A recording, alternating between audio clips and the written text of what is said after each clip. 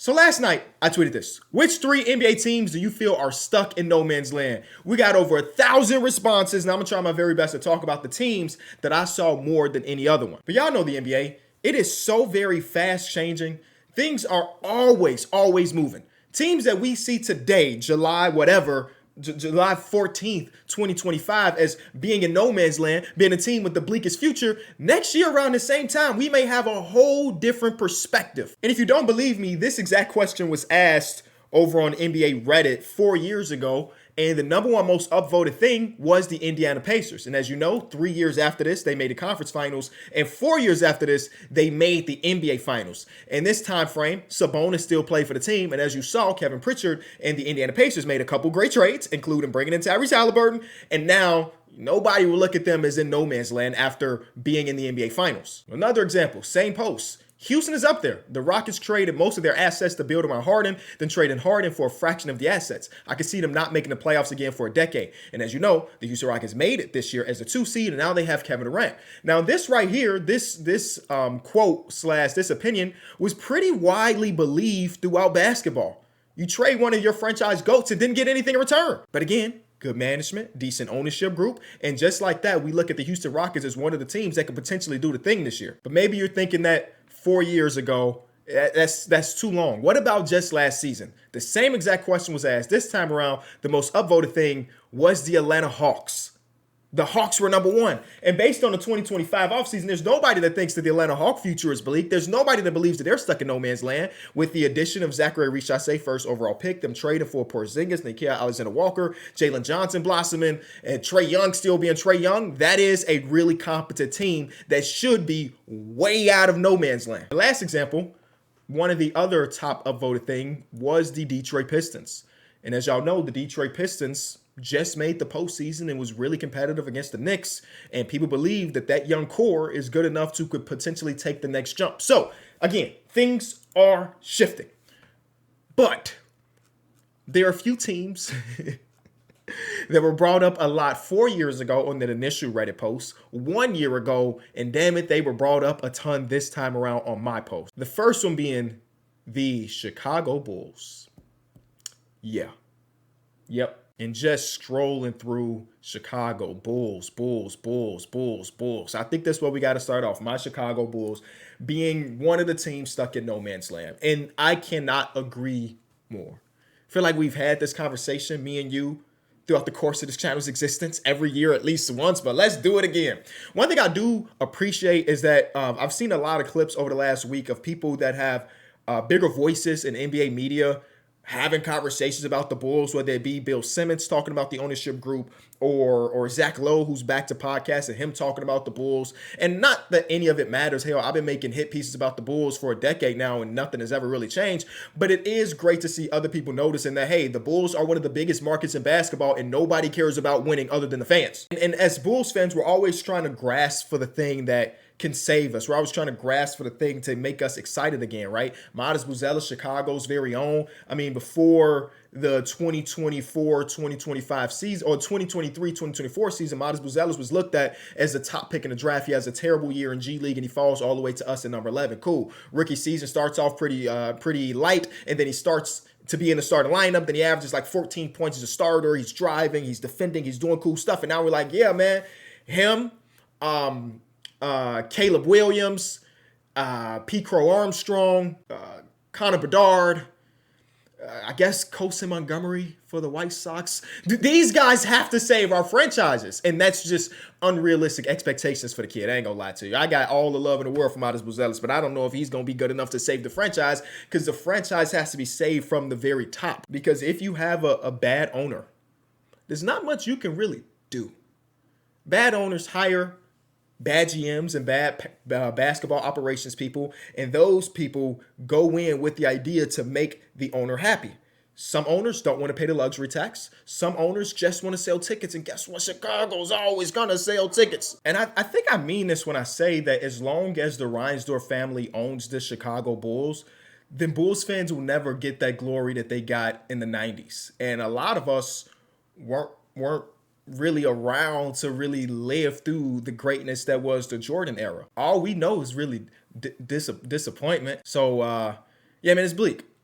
It always starts at ownership. But let's even talk about the roster construction and the people that are making the basketball decisions, because that's where it even gets worse. You have a bad owner, and then you also have a general manager that doesn't do well at valuing assets, then boy, you in for some trouble. Josh Giddey, as of today, is still a free agent, which I do appreciate, by the way. I would like to keep Josh Giddey on the team, but there's no reason to pay somebody $30 million if he doesn't have a market to get paid $30 million. I hope that the Bulls learn their lesson with Patrick Williams, who they paid early, didn't even let him hit free agency, and now he's trash. Well, you can argue that he's always been trash, but either way, he hasn't been very good. Josh Giddey's game log reads so very interesting. Before the trade deadline, he has months where he's shooting 40% from the field, 30% from three, and only averaging 10 points. It was a really, really tough stretch. And then post All-Star, things started to look pretty good. Averaged about 20 points per game, 8 rebounds, 6 assists this month. He shot 53% from three. Let's be realistic. We know that that's not realistic. Then we continue to see him be great, or for his own standard. Great is a stretch, but really good for what he could potentially do. 20 points per game, 7 or 9 assists, about 10 rebounds, and the shooting splits are better than what they've ever really been. And he closes out the season really good. And there's basically amongst Bulls fandom, there's a couple different perspectives on Josh Giddey. Perspective A from some fans is, hey man, there's no coincidence that once we traded away some of the other ball handlers, the Zach LaVines and so on and so forth, that Josh Giddey, when he had the ball in his hands, he put up these stats and the Bulls were at least competent and at least fun. So what he did in the second half of the season is probably a better indication of him really progressing because we gave him the keys, if you will. The other side of Bulls fandom is like, hey man, March basketball doesn't really exist. We should never pay somebody based on what they did in March because it doesn't really exist. And even if it does, even if this is Josh Giddey, right, he's going to average next season, let's be 19, 8, and 8. What is the cost of that? And I don't mean the financial cost of that. I mean more of my biggest complaint with Josh Giddey as a basketball player is that obviously the things that he's good at, he's really good at. I got to tip my cap to the fact that he turned himself into at least an okay three-point shooter. All of them are off the catch. He very rarely took shots off the dribble, by the way. But he, some of the things that he really struggled at last year in OKC, he came to Chicago and he rounded out some of those games. You got to give him respect for that.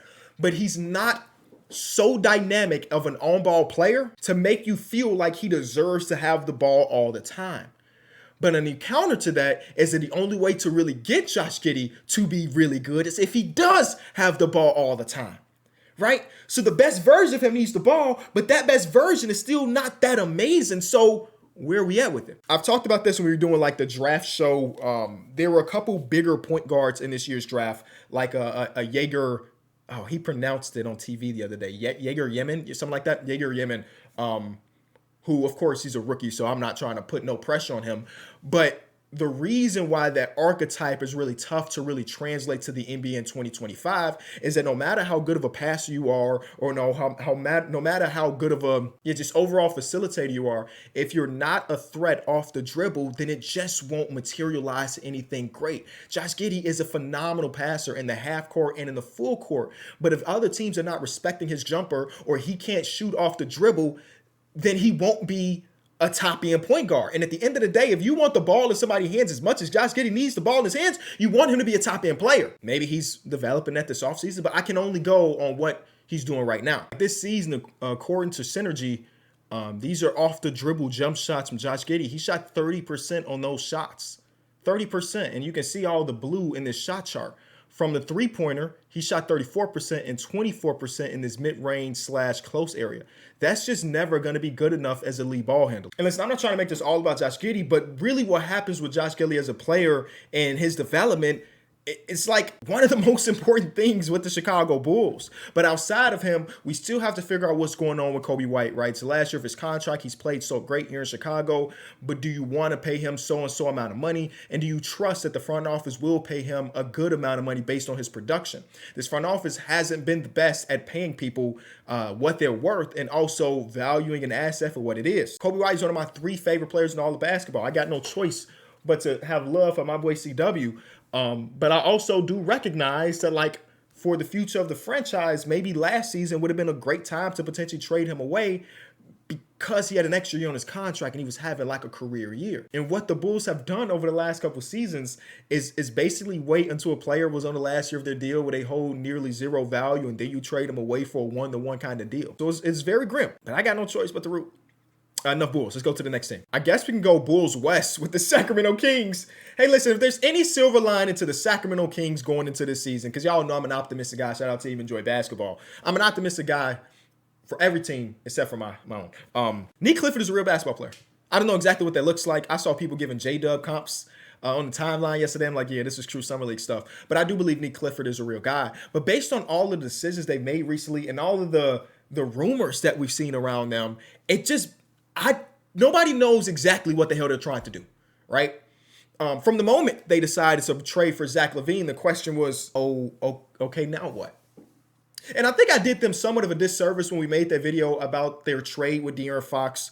In real time, I kind of just completely forgot about the lack of leverage that they had. When your guy requesting a trade basically has one destination, and it is the San Antonio Spurs. You have no choice but to kind of accept the assets that are given to you, and the player that was Zach LaVine. But given the fact that Zach LaVine and DeMar DeRozan literally played together for 3 seasons before that, it makes no sense to me that even if De'Aaron Fox wanted to go to the San Antonio Spurs, that we would just do what the Bulls just did. If there's one team I never want to replicate, it's the goddamn Bulls. And the Kings like, you know what? European center, Zach LaVine, DeMar DeRozan, a Kobe White type of player, and Malik Monk, a four-man or wing that looks good, but in other games he looks terrible. Patrick Williams and Keegan Murray, and granted Keegan Murray is leagues ahead of Patrick Williams, don't get me wrong, but it really turned into the Chicago Bulls West. And now you get the rumors about them potentially trying to pop off DeMar DeRozan, even if that means they trading away Malik Monk. Malik Monk had the Detroit Pistons connection, and then you got Devin Carter in trade talks. He just looked great in Summer League. I'm sure they probably dying it down. He just hit like a 30 ball against the Bulls. But there has not been a decision that the Kings have made over the last year that I'm like, that's the right one, other than the Nick Clifford draft, which based on where they got him, I think that's an absolute steal. And then you got the fact that Domantas Sabonis was already extended. This year he's $42 million. Next year he's $45 million, and he's $48 million after that. I've been very open about this. I'm not the huge Domantas Sabonis fan. I respect him as a player. I respect his game, but I'm thinking about trying to build a contender. I just don't know how much I like Domantas Sabonis as my 5-man. I feel like is that okay? I think that's okay, right? And I especially don't like him if he's going to be used as his hub with the pieces that are around them. So yeah, no man's land feels like the perfect way to describe the Sacramento Kings right now. Like I did this segment on my podcast, but they have so much money into these players that like you don't even really think about, right? Zach LaVine is technically on his last year, but he's got a player option for about $50 million. Why the hell would he say no to that? You already talked about the Domantas Sabonis thing. DeMar DeRozan's contract is actually not a bad contract whatsoever. $24 million for DeMar DeRozan feels like a steal based on his production. Malik Monk is extended. Dennis Schroeder you just brought in for $45 million. You got to pay Keegan Murray, who's about to hit restricted free agency. Devin Carter, like they just have so much money tied into certain players. And it's like, where do you go from here? And I just don't know the answer to that. Just don't know the answer to it. We got, I'm saying Miami. That's got 1.2K likes. That might be the most likes we've seen on this post. So let's talk about the Miami Heat. I will say, I like the trade that they just did recently. Like, it doesn't put them into contention, but getting Norman Powell for basically nothing is a win. Even if Norman Powell's year last year was unsustainable, which it might be at the age of 32, he's so much better than any other option that you had right there. And the fact that you gave up Kevin Love and slow-mo, you didn't even give up there was a second round pick in the trade. I thought they the ones that gave up the second. They didn't even give up the second round pick. So they got a guy who just was like a borderline all-star before he dealt with his injury. So that is a win. I do believe that they're missing certain type of players on the team though. Like, and maybe Davion Mitchell is this guy. Maybe Kasparas Yakashonis can turn into this guy. I don't know. But Bam just had basically his worst season since he was a rookie. And I'm hoping that's more just having a down year versus him being this player. Like, there are a lot of things in like the analytics that I just really don't like about Bam's last season. The lack of getting to the rim, the more mid-range jump shots, the more floater range jumpers instead of him being this dog getting to the basket like he was in the first couple years of his career. But also, he just didn't really play too much with a true point. And again, Davion kind of shows flashes of this, and maybe it will end up being him. But the Norman Powell edition definitely don't make me feel like Bam Adebayo is about to get set up more. Miami's also in this Wizards were a spot that there's been so many rumors about them potentially getting Tyler Hero this big ass contract, and something that we did on the show was like, bro, what is your team if Bam Adebayo's making more than $50 million annually and Tyler Hero is too? Both of them are fine basketball players. Hell, Bam Adebayo is a great defensive player, and the offense, again, last year wasn't so good, but he's been good enough to give you 20 and elite defense almost on a nightly basis before last season.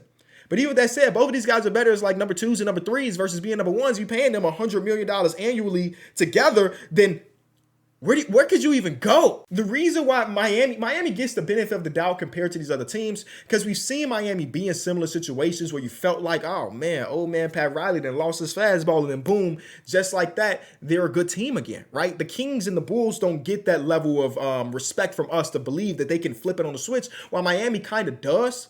Now, some of the things that have happened in Miami have been like fool's gold, obviously. Not fool's gold, that's the wrong word. Have been like, I don't know, I think it's kind of tricked the front office, the coaching staff to think that they are closer than what they are, right? When you become the 8th seed and make it to the NBA Finals, and like you were there, right?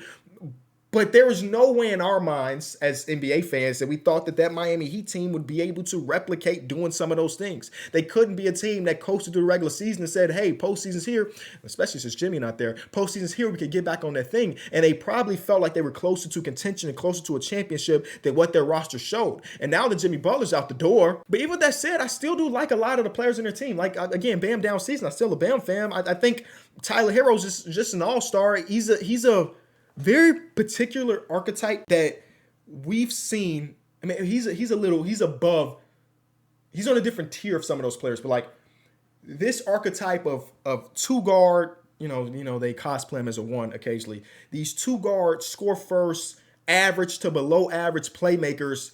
Teams are kind of just throwing them dudes around right now. Nobody wants this type of player. The Jalen Greens, the Norman Powells, the Jordan Pooles, all of these dudes just got traded this offseason, right? And Tyler Hero, again, is on a different tier than some of those dudes, but the archetype is still the archetype. And if other teams are throwing this archetype away, and we're about to give this archetype $50 million, Owned by Suns had 3.5 likes on the three teams that we mentioned. Oh my God. Everybody's in the same boat talking about the Raptors did come up a decent amount. And some of the other names, I'm going to give them the benefit of the doubt. Like Charlotte got mentioned a good amount of times. The Wizards got mentioned a good amount of times.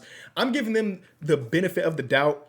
Maybe they don't deserve it, but like with the new ownership groups and the new general managing, I kind of like some of the stuff that the Charlotte Hornets have done. Now, will that mean that they're about to go into another rebuild within their rebuild? Maybe. But sometimes you got to flush the deck when the previous regime just wasn't doing it the right way. What does that mean for LaMelo Ball? I don't really know. The Washington Wizards, I also just really like a lot of the deals they've done. They've kind of, they have a ton of young players and a few good amount of like veterans in their locker room between Chris Middleton, CJ McCollum, and Marcus Smart. They just traded away Kelly Olynyk. But I don't know how they balance that rotation, by the way. But I feel more optimistic about what the Wizards can be in the near future versus some of these other teams, right?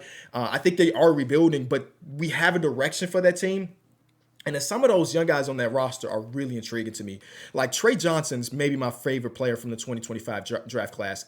He might be number 2. But I think that out of all the young players that they have on their roster, he's the one with the upside to make you think he can be an all-star. Now, there's a couple guys on the team with a lot of upside, but he's the one that makes me like, I watch him. He's so smooth. He's so buttery. He plays at his own tempo that I'm like, man, if there's anybody on this young team that can be an all-star one day, Trey Johnson kind of could be that. Obviously, Alex Sarr is blocking every shot in existence. So, like, I'm giving them more of a benefit of the doubt than some of these other teams because at least with their new regime, they have a direction. They've brought in second-round picks and a first-round pick that ended up being Will Riley for just taking on bad contracts. And the next year, they're going to have, like, I don't forget the number, $100 million in cap space to do the same thing, take on bad contracts, get first round draft capital, and just keep doing this until they draft the players that they think are good enough to help them do the thing. There's also another direction for them, and I don't know if many people are talking about, that with that 100-something million, I forget the exact number, $1 million that they might have an open cap space next season, they may try to do the same shit that the Houston Rockets did. Instead of using that, like I mentioned, to bring in bad salary, they may overpay for some like really good dudes, like what Fred VanVleet was, or Dylan Brooks ended up being. And that's not even, I didn't even think about that. I actually heard that on a podcast. So shout out to Rob, I think it might have been Rob Mahoney. Shout out to Rob Mahoney. That was not even a thing that I saw in my brain. So like, yeah, so that's a possibility as well. So again, giving them the benefit of the doubt. Yeah, I'll end it there. I think those are the three teams that are most in no man's land. The Suns came up a little bit. Yeah. But who knows?